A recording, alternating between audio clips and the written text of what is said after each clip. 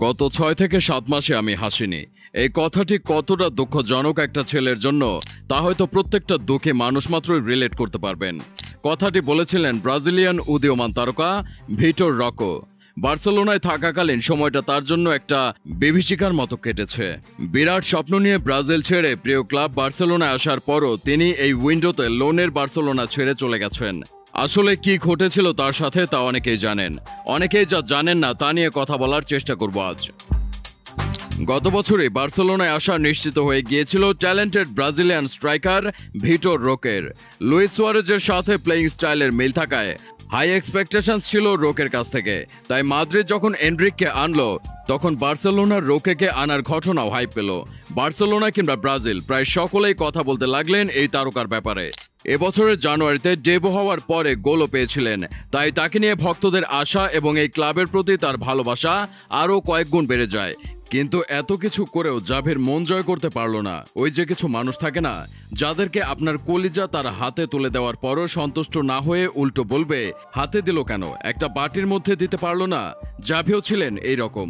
তিনি on form রোকেকে বেঞ্চে রেখে অফ ফর্ম ভেটেরান লেভান্ডভস্কিকেই সুযোগ দিয়েছেন বারবার। আর কোচ হিসেবে জাভি কতটা অযোগ্য আর কতটা অপরিণত ছিলেন তার প্রমাণ তো এখন বার্সেলোনা নিয়মিতই দিচ্ছে। হ্যান্সি ফ্লিক এসে জাভির রেখে যাওয়া বার্সাকেই আবার নতুন করে সাজিয়েছেন।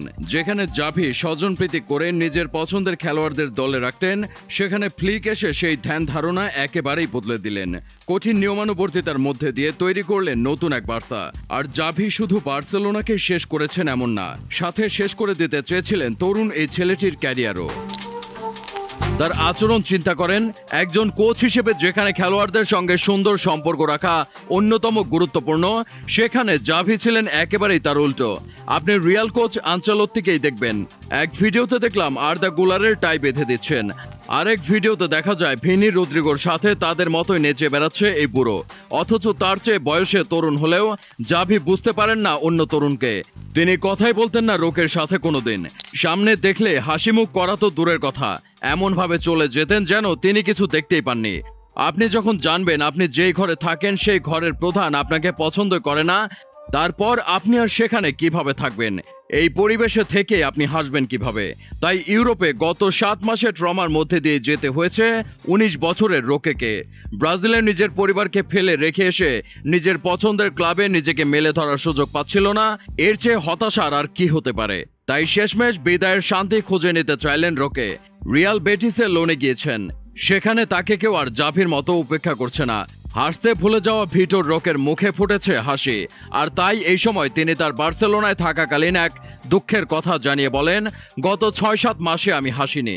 ভিটর রকও কিংবা পৃথিবীর প্রতিটা মানুষ, এমনকি একটা পিপিলিকারও আছে হাসি খুশি ভাবে বেঁচে থাকার অধিকার। ভিটর রকের জীবনে শান্তি এবং মুখে হাসি নেমে আসুক। আর যারা এই সময় এই ভিডিওটি দেখছেন তাদের জীবনেও দুঃখ কেটে গিয়ে আপনারাও হাসতে থাকুন সবসময়।